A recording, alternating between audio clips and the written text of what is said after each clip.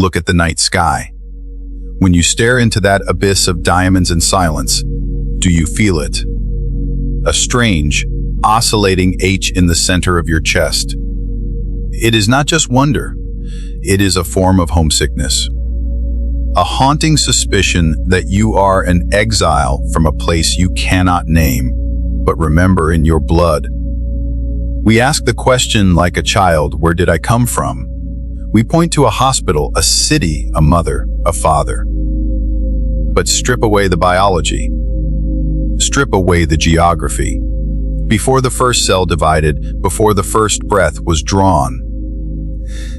Who were you? Were you nothing? A void waiting to be filled?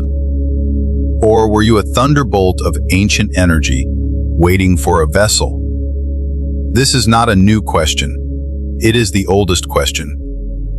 It is the ghost that has haunted the corridors of the human mind since we first learned to speak.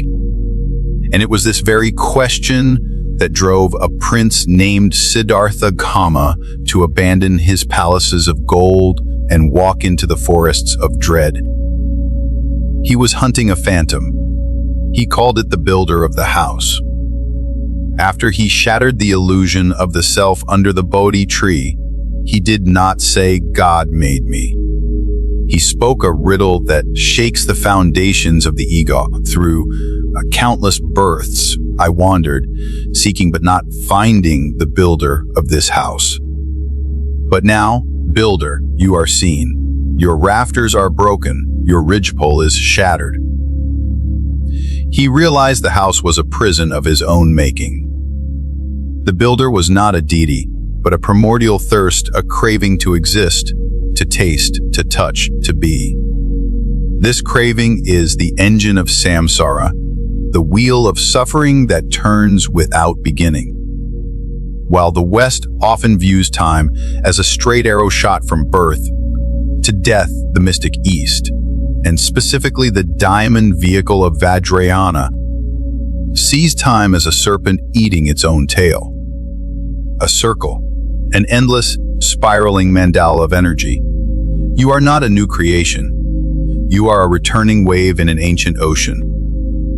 But silence is often the answer of the wise. When asked about the ultimate beginning, the Buddha maintained a noble silence. Why?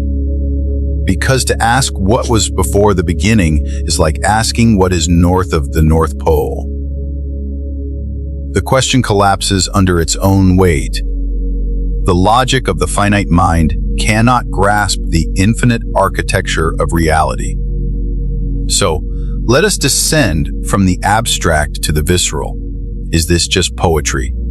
Or is there a fingerprint of the past left on your soul? Let us travel back to the moment of the Great Awakening. As the morning star rose, the Buddha's mind became a still, dark pool. In that stillness, the sediment of time settled, and he saw. He did not just remember like you remember breakfast. He relived. He saw the architecture of owns.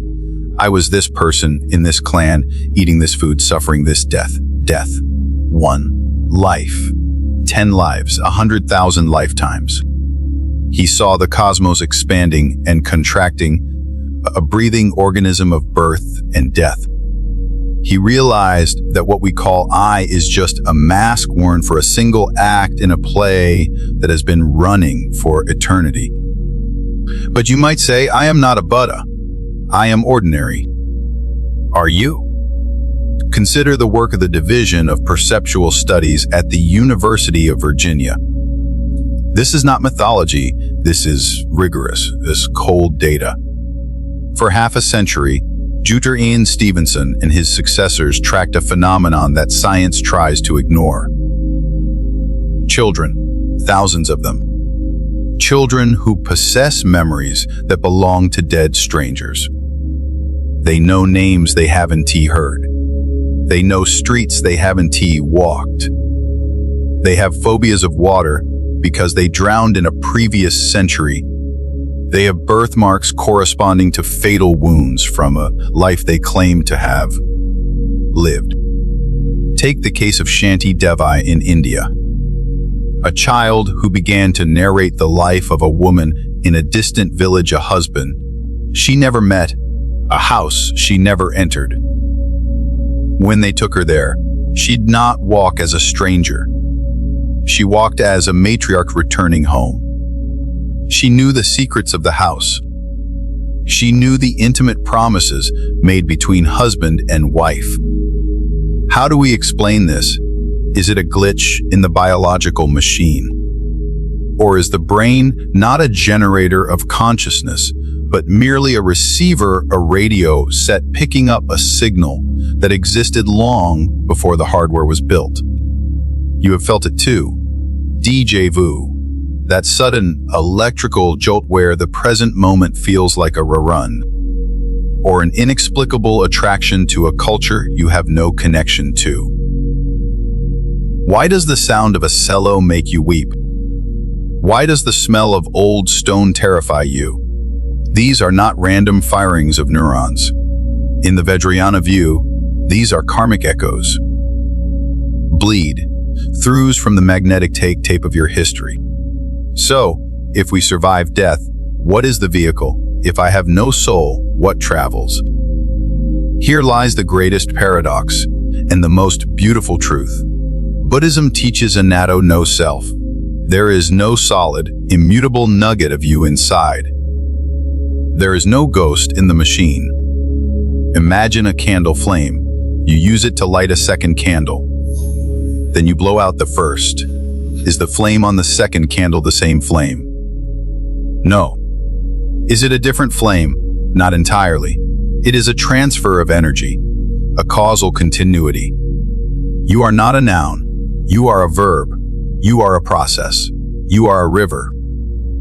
The water that flows past the bank today is not the water that flowed yesterday, but it is the same river. This flow is what the Tibetans call the mind stream, the Siddha Santana. When the physical body collapses, when the elements of earth, water, fire, and wind dissolve back into the void, the mind stream does not stop. It ejects. The Tibetan Book of the Dead, the Bardo Thodol, maps this terrifying and glorious terrain with surgical precision. It describes the dissolution. The earth element fails, and you feel a crushing weight, like a mountain pressing down. The water element fails, and you feel you are drowning in an ocean. The fire fails, and the warmth leaves your being. The air fails, and the breath ceases. And then the clear light, the primordial luminosity. For a split second, the clouds of ego part, and you stare directly into the face of ultimate reality. It is blinding. It is terrifyingly pure. If you recognize it as your own true nature, you are free. You are liberated instantly. But most of us look away. We are addicted to form. We are addicted to being someone. And so, we fall. We fall into the bardo of becoming. Here, the mind stream is like a feather in a hurricane. You are blown by the winds of your own karma. And what is karma? It is not a judge in the sky. It is physics. It is the law of momentum. Every thought you have ever thought, every act of cruelty, every moment of kindness, they are seeds planted in the garden of your mind. At death, the forest blooms. If you lived a life of anger, the bardo will appear as a hellscape of demons, which are only the projections of your own rage. If you lived a life of devotion and love, you will meet guides and deities. You are the architect of your own afterlife. You are the projector and the screen. And then the pull begins. The gravity of desire, the hunger for a body, the subtle consciousness scans the world of the living. It looks for a vibration that matches its own frequency. It looks for parents. It looks for a womb. It is not random. You did not crash land into your family by accident. You were drawn to them by the magnetic force of your own unfinished business. The parents you have, the body you wear, the struggles you face, the curriculum you wrote for yourself through your past actions. This brings us to the hard problem that baffles modern neuroscience. Science tries to find the location of consciousness in the brain. They cut and slice, but they cannot find the seer. They cannot find the one who experiences the color red or the taste of sorrow. Buddhism suggests they are looking in the wrong place. The brain is not the factory of consciousness, it is the reducing valve.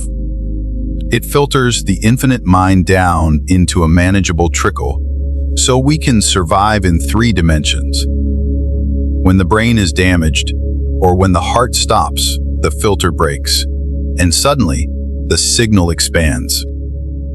This explains terminal lucidity, where patients with destroyed brains suddenly speak with perfect clarity before death. It explains near-death experiences, where the blind can see and the dead can float. The signal has not been cut. The receiver has simply been smashed, liberating the frequency. What does this mean for you, right now, sitting in this room, breathing this air? It changes everything. If this life is just one chapter in a saga that spans eons, then death is not the end. It is merely a scene change. It means the injustices of the world are not final, they are part of a longer arc of balancing. It means your talents are not accidents. They are skills honed over lifetimes of practice. It means you are responsible. You are the heir to your actions. The ground you stand on today was built by the you of yesterday. And the you of tomorrow is waiting to see what you will build today. The Buddha gave us 5 reflections to carry in our hearts like a shield. I am of the nature to grow old. I am of the nature to get sick. I am of the nature to die. All that is dear to me, and everyone I love are of the nature to change. My actions are my only true belongings. I cannot escape the consequences of my actions. This is not pessimism. This is the warrior's code. It wakes you up from the trance of triviality. Look at your hands. They have held swords and plows, scepters and begging bowls. Look at the people around you. They have been your mothers, your executioners, your lovers, your children. When you understand this interconnected web of existence, hatred becomes impossible, because there is no other. There is only the endless, shimmering dance of the mind stream, flowing through form after form, seeking the ocean. You have been here before. The question is, what will you do this time to make sure you don't have to come back unless you choose to? Wake up. The house is on fire, but the builder is finally seen.